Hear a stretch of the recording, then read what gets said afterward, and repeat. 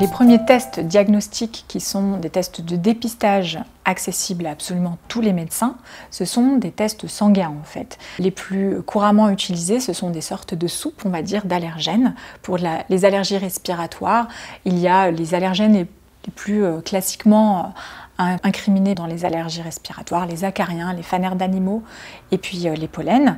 Et donc c'est une simple prise de sang, il n'y a pas besoin d'être à jeun, ça se fait dans n'importe quel laboratoire de ville.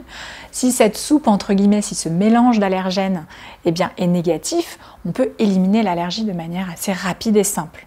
Maintenant, si ce résultat est positif, il va falloir faire le détail parce que vous ne saurez pas lequel est responsable de vos symptômes.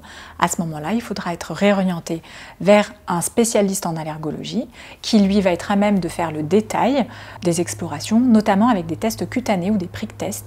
Donc, ce sont des gouttes qu'on appose sur la face antérieure du bras ou dans le dos chez les tout petits. On fait des petits pricks, ça dure à peu près une quinzaine de minutes, le temps de faire les tests et de la lecture. Et ça se fait chez les spécialistes qui ont l'habitude de le faire.